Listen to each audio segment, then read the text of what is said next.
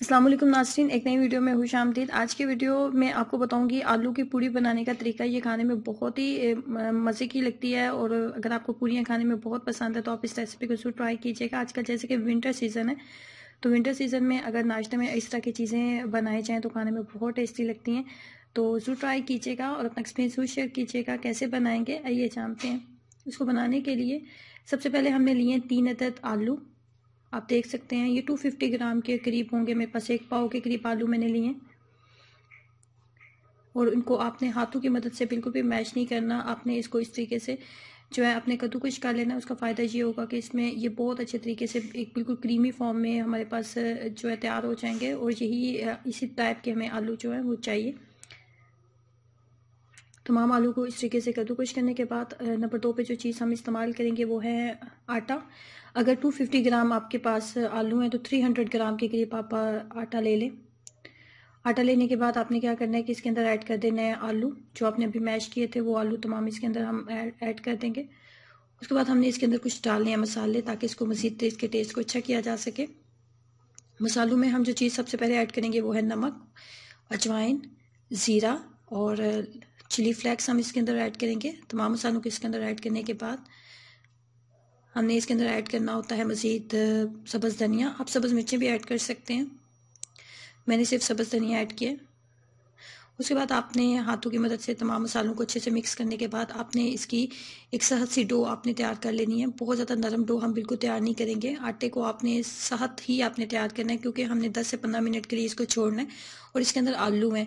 आलू जो होता है वो आटे को नरम कर देगा। अगर आप आटा पहले ही बहुत ज़्यादा नरम बना लोगे तो बाद में जब 10 से 15 मिनट के बाद आप देखोगे कि आटा मज़ीद नरम हो जाएगा तो जिसको उसको बेलना मुश्किल हो जाएगा। इसी आटे को आप पहले बहुत सहत सा ही आप रखें और यहाँ पे लास्ट स्टेज में बिल्कुल यहाँ पे 2 से 3 अपने टीस्पून, टेबल स्पून नहीं टीस्पून आप इसके अंदर कुकिंग ऑयल डाल दें। इसको अच्छे से मिक्सअप कर लेते हैं, इसके अंदर तमाम कुकिंग ऑयल लग जाए और इसके बाद आप इसको 10 मिनट के लिए छोड़ दें ताकि आटा थोड़ा सेट हो जाए।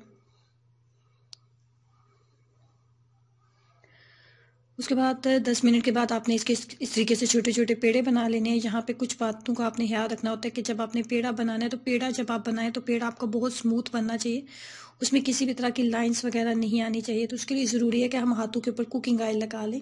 हाथों के ऊपर कुकिंग ऑयल लगाने के बाद जब आप इसको इसको गोलाई की शेप में बनाएंगे, पेड़े की शक्ल में बनाएंगे तो इसके अंदर किसी भी तरह की लाइंस वगैरह नहीं आएंगी। अगर आपके पेड़े के अंदर अगर आप पेड़े के अंदर या रोटी बनाते हुए उसके अंदर लाइंस वगैरह आ जाएंगी तो आपकी पूड़ी कभी भी फूलेगी नहीं और अच्छी नहीं बनेगी। इस तरह इस आटे को बिल्कुल स्मूथ होना चाहिए, इसके अंदर किसी भी तरह की लाइंस वगैरह जो है नहीं होनी चाहिए। हाथों के ऊपर कुकिंग ऑयल लगा लें जिससे ये बहुत आराम से स्मूथ बन जाएंगे।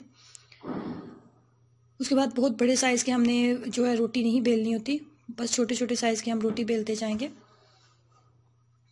अगर आपको लगे कि इसके ऊपर थोड़ा सा आटा लगाने की ज़रूरत है, अगर आटा थोड़ा नरम हो गया तो आप लगा सकते हैं।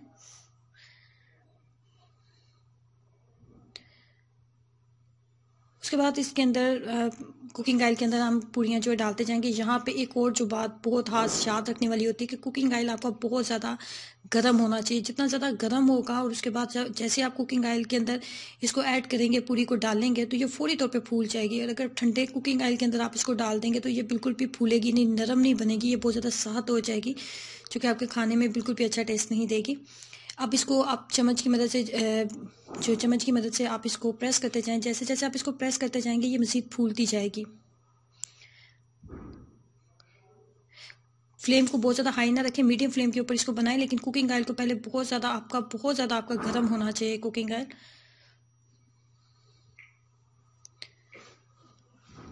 जैसे जैसे चम्मच की मदद से आप इसको प्रेस करते जाएंगे ये बहुत ज़्यादा जो है फूलती जाएगी इस तरीके से।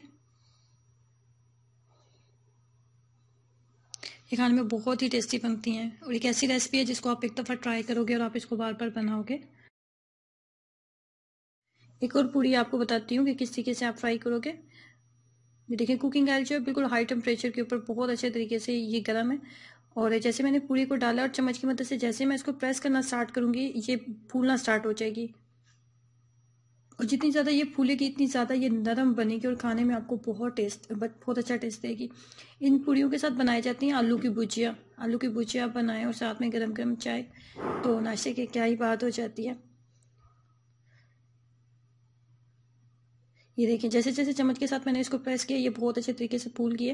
लेकिन इसके लिए बहुत ज़रूरी था कि हमारा जो कुकिंग ऑयल है वो बहुत अच्छे तरीके से गर्म हो। ठंडे घी में या मीडियम फ्लेम के ऊपर अगर घी को आपने गर्म किया हुआ है तो उसके ऊपर आपने इसके अंदर आपने बिल्कुल ये पूरियाँ नहीं डालनी, वरना ये बिल्कुल सहत हो जाएंगी और आपको खाने में कभी भी अच्छा टेस्ट नहीं देंगी और फूलेंगी नहीं।